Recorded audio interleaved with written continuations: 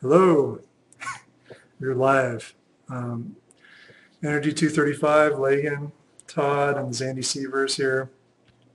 Starting out with a pretty slow class. We only have one participant today, but we're going to do a little introduction to the course and talk about some basics, and then get into kind of an interesting little modeling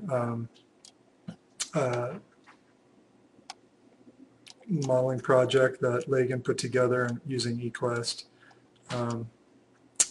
Let's get this in the right slideshow from the beginning. Okay. So, oops. Go ahead and manage. Sure. Hopefully we're getting audio. I want to check to see that we got audio coming. Yes. I saw on Camtasia Okay. it was ticking Cool. along. Yeah. All right, so personal introductions. We'll start out with talk a little bit about Todd, Lagan and I, and then get into the course syllabus, kind of outline of the course, go through that. Hopefully we can do a group introduction to Smartboard and Moodle. We're familiar with Moodle, but we haven't actually used the Smartboard yet, so that should be interesting for us both. And then a little discussion. Like I was talking about with Lagan, doing some energy modeling that is a project that will kind of be ongoing as we do our course.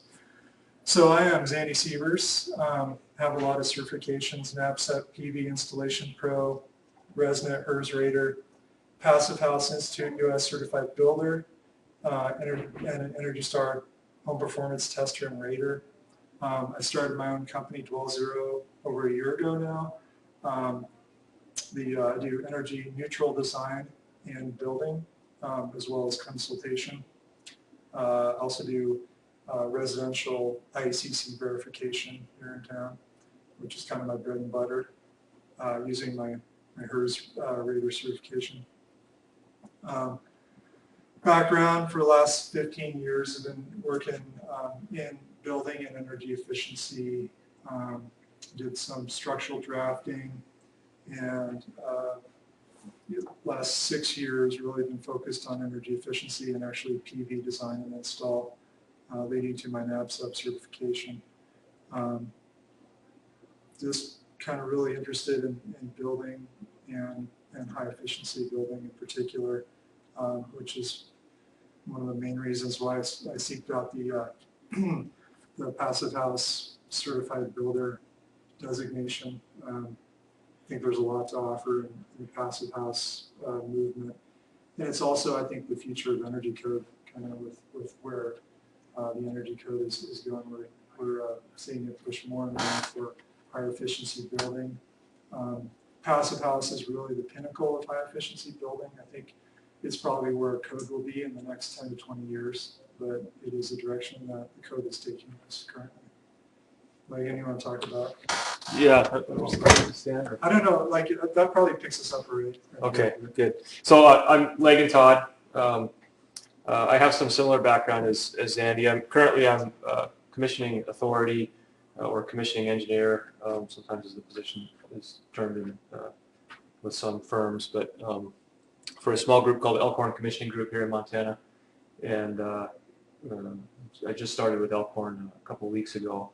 For 3 years before that, I was the lead commissioning engineer for McKinstry in Montana. And McKinstry's a mechanical engineering and construction firm based out of Seattle, Washington, but I was working here in Montana.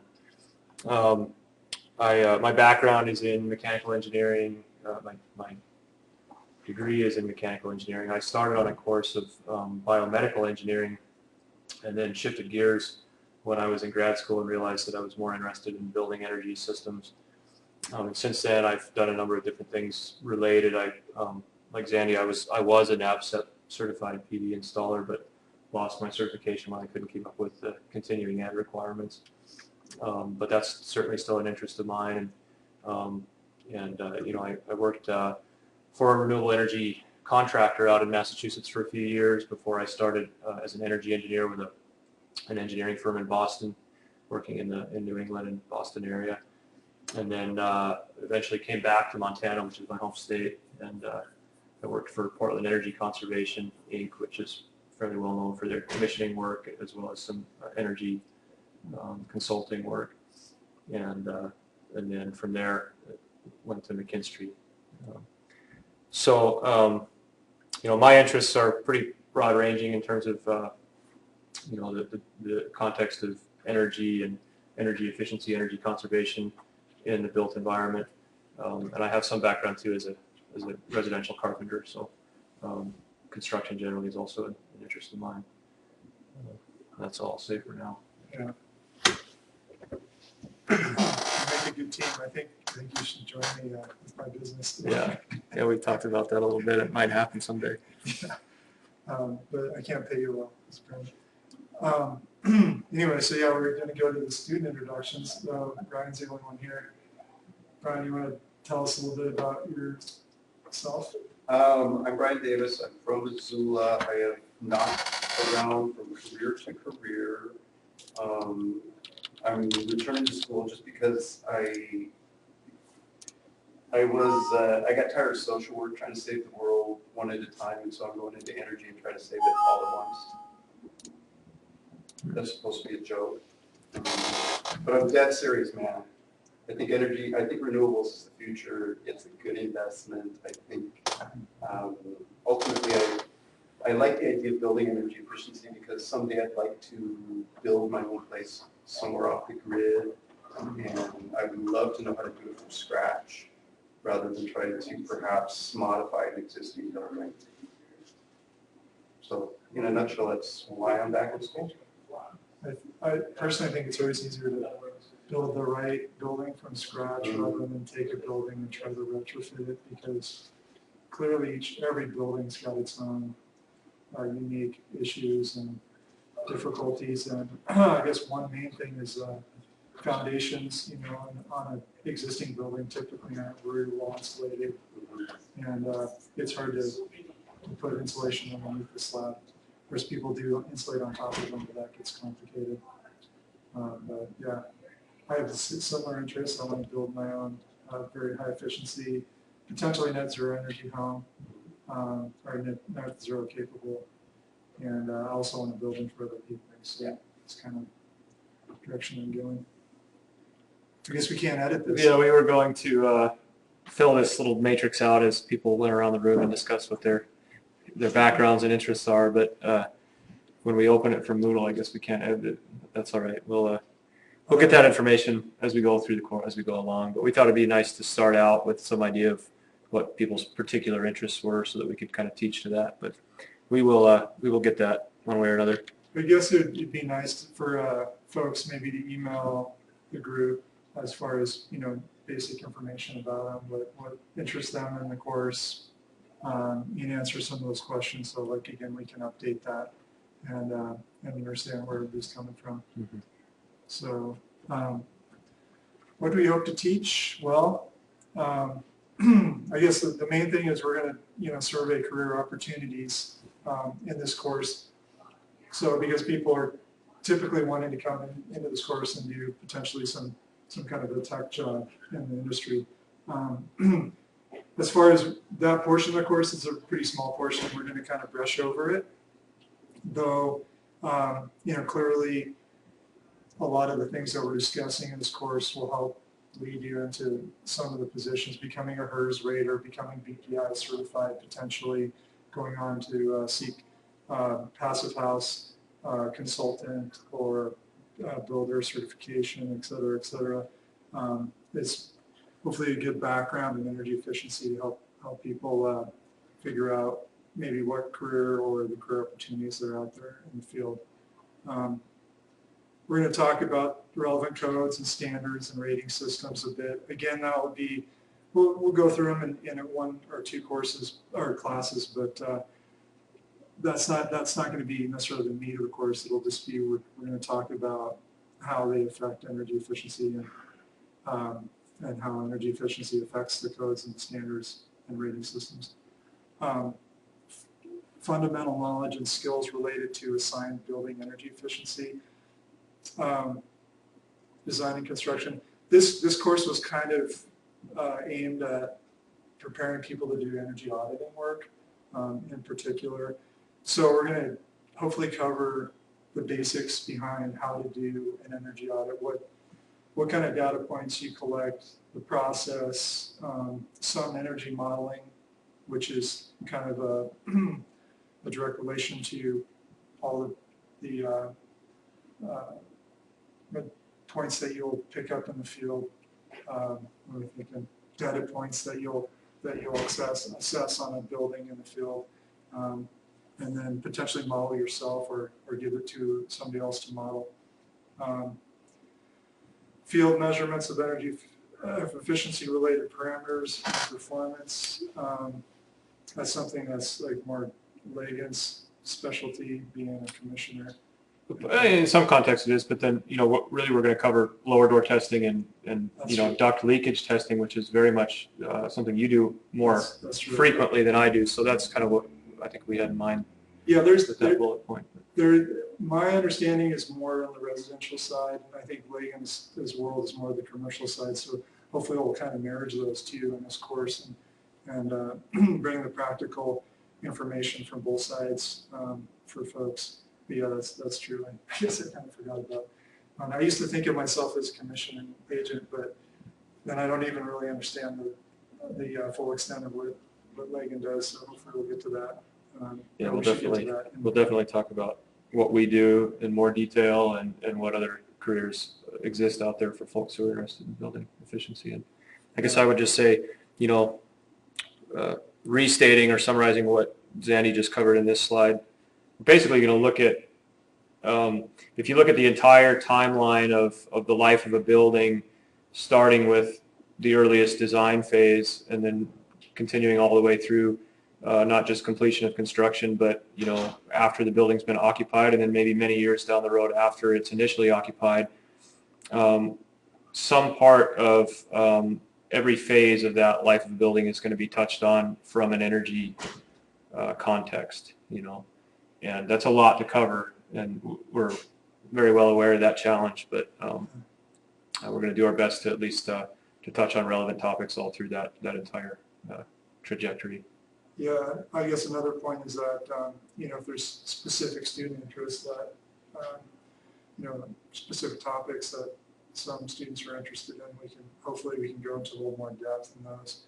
Because, yeah, it is kind of hard to condense everything that we're teaching into this course and feel like we're getting the whole picture in there. It's kind of a broad overview, but it's hard to get into it and not talk about specifics that might get into the nuts and bolts of stuff. I think the students are probably interested in that too. As we go through the syllabus in a few minutes here, we'll talk about the course outline and what basically how you're awarded a grade for participating in this course. And one of those things is an assignment that we think will be individual assignments that we can work together to design with each student. And so if there's a particular interest where, as Andy said, this is a fairly broad overview of a very, broad topic. If there's something that as individual students you want to dig a little bit deeper into, that assignment might be a really good way to do that. And hopefully we can help you go where you need to go to get out of this course what you're looking for. Yeah, that's a good point. There'll be a lot of opportunity, I think, for that in the course. So on to the syllabus, huh? Yeah, so I guess we're gonna dig into the syllabus just to go through that a little bit, make sure everybody's on board, including ourselves. And this has changed right up until the last minute here. So hopefully you don't have an older version saved somewhere. If you do, scrap it and make sure you get this most current version that's been uploaded. So yeah, this is a 4-credit course taught 3:10 to 5 p.m. on Wednesday and Fridays. Originally I think it was written as 3 credits. That was what it was last year. So it was kind of getting pulled over as that, but we're making it to a 2-hour lecture. Twice a week, so it's 4 credits. Here in AD 11. Yeah, For here those who are at not here today. IP11, which isn't completely set up to do online, but last minute we got the mic involved so we can record it. In office hours? Oh yeah, so office hours, almost forgot. Also Wednesday, Friday, 1:30 to 3 p.m. So just before class on Wednesday and Fridays we'll be over at the Grits House 8, Office D. Please feel free to come visit, ask any questions. You can also email us. That's our correct email address there. It appears. I've got 2 profiles, and one that's Alexander Sievers is not active, so just use that email address to contact me.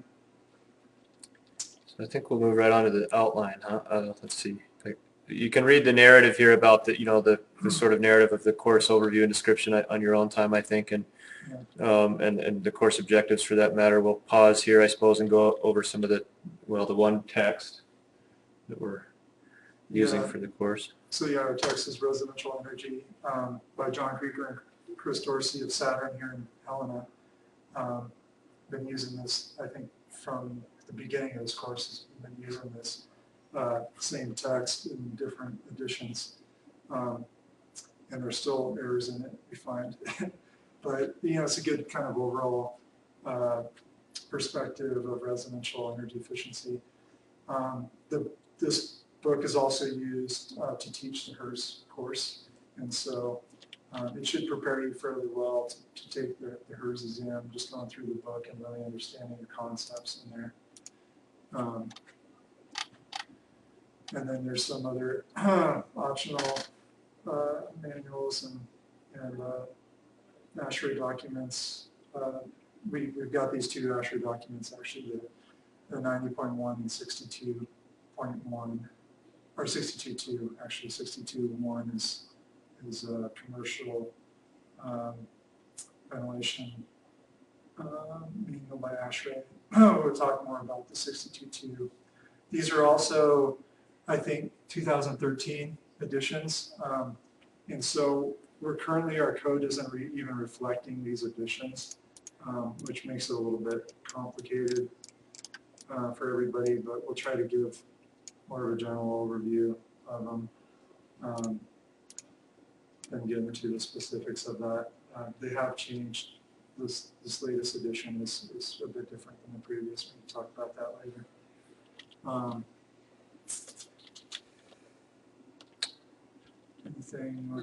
There's a section here on required laboratory supplies, but at this point, there's nothing we're requiring you to go out and purchase for this. It may be that if we work together and come up with a specific assignment that requires some materials, we can help you identify what those are and help coach you on, where to find them and how to get the best value. But at this point, nothing in particular. Shouldn't need any special computer hardware or software at this point, other than that you need to be able to view Adobe PDF documents, so an Adobe reader. So I'll turn it back over to you and talk about. We'll also be going to do a blower door test and duct testing in the field right after spring break too, so everybody should get their hands on the blower door and the duct blaster equipment for testing house leakage and duct leakage typically for residential applications. Do you guys use blower door or duct blasting equipment for testing ducts? In the commercial world, not typically. We'll discuss different methods for testing for duct leakage, and the duct blaster is one of those, but we'll cover some different methods. We'll talk. You'll talk about the commercial method, which is different than the residential. This is so. The grading assignments will be 13 quizzes. The total will be a quarter of your final grade. There'll be 1 special assignment, also worth a quarter of your grade. Leg and I were just talking about that. It's probably going to be 1 or 2 page report that you generate from your specific project, assignment that you choose that's related. Everybody should probably let Legan and I know as soon as possible what you might want to do, or if you need some ideas on a potential project that would be related to the course. And then, let's see, the midterm and the final will each be a quarter of the final grade. So that's it. That's the four parts of the final grade. yeah, so it's the entirety of your grading. Midterm and final exams will consist roughly of 70 multiple choice or true and false questions. I don't think we'll have any true and false questions. We'll probably do multiple choice and some essay questions.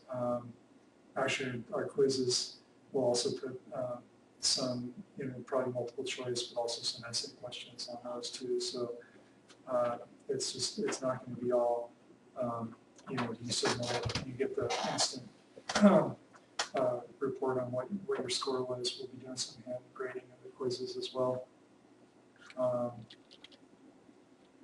Let's see, I think everything else. Note on late work, in the syllabus it says that you'll receive a 0 score for late work. If you're not able to complete a quiz or an exam or an assignment on time, just please do come and talk to us as early as you know that might be the case, and hopefully we can work together and come up with an alternative to a 0 score. It's going to be at our discretion. It'll depend on what the circumstances are and how late it needs to be and that kind of thing. But yeah, I guess the other point is that we like to get stuff in on time so that we can continue to go through the course and not have hang-ups and have to backtrack. We've got a lot to cover, so I want everybody to kind of be doing their quizzes every week and getting their assignments in on time. So the outline, today and tomorrow we're just basically focusing on introductions and some of the basics of energy efficiency and energy usage. We go into the built environment next week. We'll kind of start more of a typical lecture series next week, where I'll be doing most of it on Wednesday and Brad Legan most of it on Fridays. Though we'll still probably overlap a bit with that. We go into codes and standards, energy efficiency auditing, modeling concepts and tools, and then we'll talk about heat transfer and energy fundamentals. Up into, it gets really exciting around space heating, cooling, and ventilation, which will be right before midterm, and then we'll actually kind of go take that on after spring break again, finishing up, speaking more specifically about envelope and ventilation, even though we'll be covering some of the stuff earlier on in tidbits. We will follow this basic outline, but we will be jumping around a bit. But also residential energy, the assignments out of that will be kind of jumping around. Our lectures won't specifically follow the book, so I think it'll be important for everybody to read along with the book, because it'll cover different material than what we necessarily cover in class. Week 11, we'll be doing our duct and our blower door testing in the field. We'll arrange that then. Potential that we'll have a high efficiency home to do that on. Maybe we'll do one on a fairly high efficiency home and one on more like a typical older Missoula home. See how that goes. Those are probably more interesting than a high efficiency boring home. The wall temperatures are pretty closely related to the indoor temperature, and there's not a lot of leakage going on, where as the typical home has a lot of different points of serial leakage and insulation deficiencies and whatnot. That makes it kind of interesting. And also you can figure out what from there is the best method to improve that efficiencies, whether it be insulation, air sealing, or mechanical units potentially. Then Reagan's really going to take control and talk a lot about the HVAC systems and controls, which is really a specialty of this is. I think for renewable energy and zero energy homes, we both have a lot of interest in that. We'll probably be teaching that week 13 lesson or learning unit 12 together a bit. And then again, Megan, specialty is commissioning and operating and maintenance, so we'll probably do the majority of that.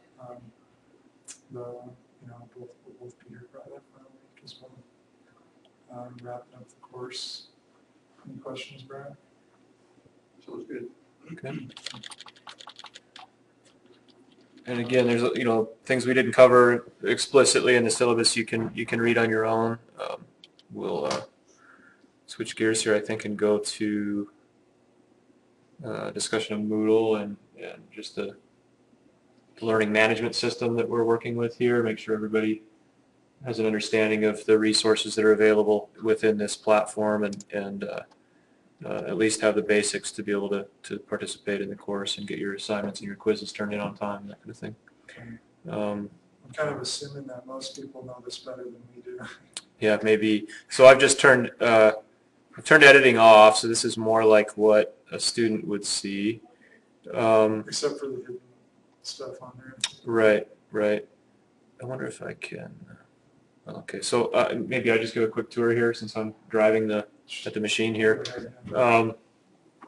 So everybody has their own collection of courses according to what you're enrolled in, and so from my view, when I go to current courses here, I'm only going to see NRGY 235 because it's the only course that I'm affiliated with.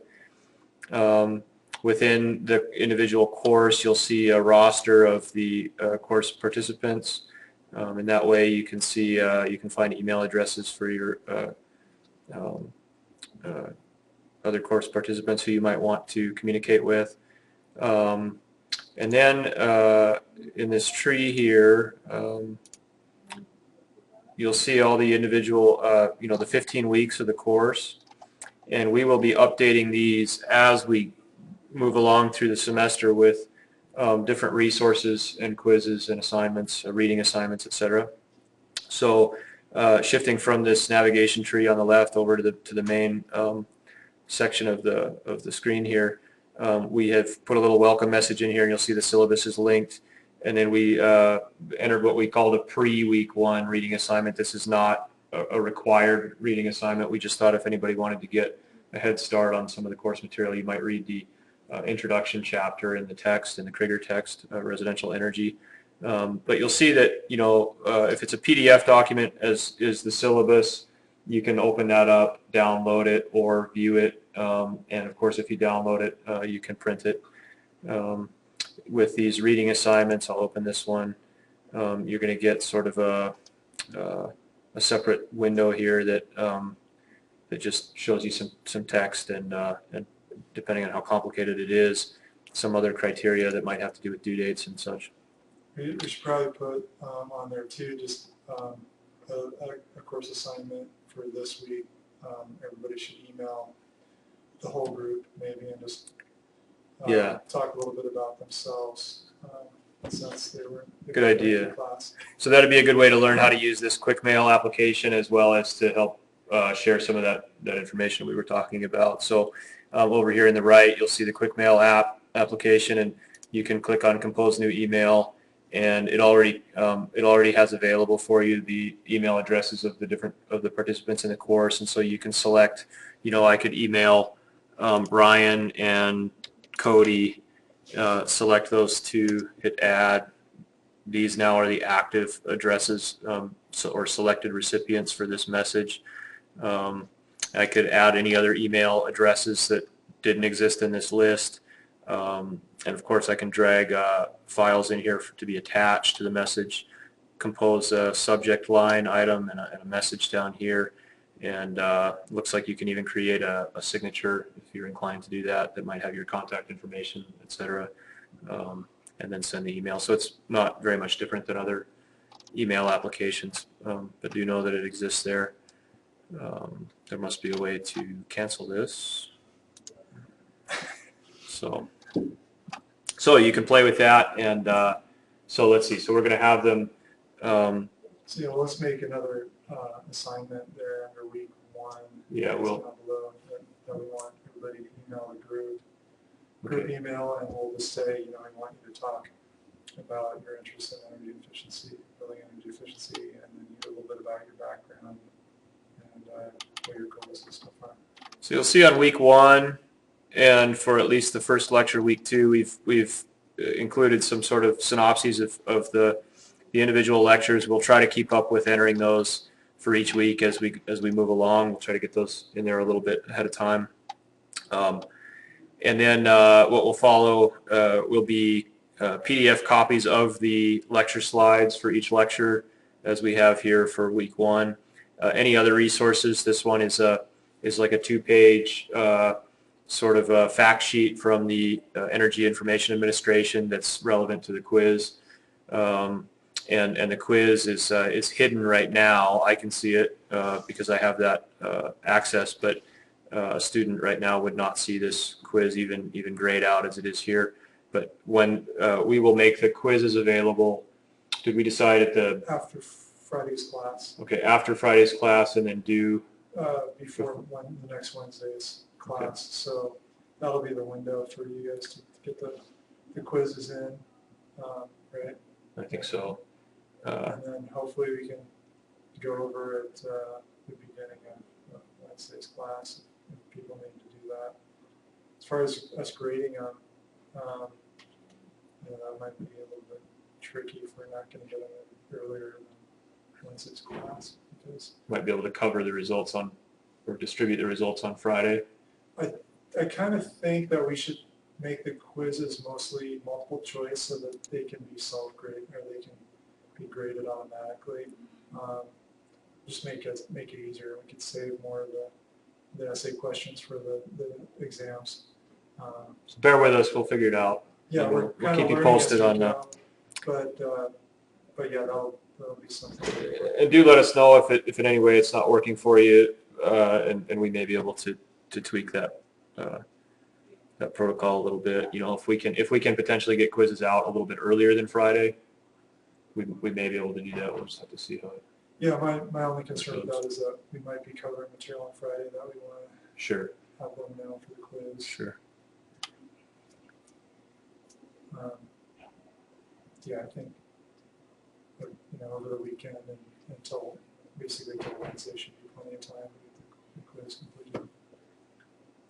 I don't know if there's anything more to say about this. You know, do look at the reading assignment. So we, as Zandy said, we're not going to be lecturing in lockstep with the text. In other words, our first lecture won't follow chapter 1, and our second lecture won't follow chapter 2 necessarily. So our week 1 reading assignment, which is basically an assignment for this week to get you ready for the lectures next week, so that you're reading ahead of our lectures a little bit, will be to read the introduction and chapter 2 of residential energy.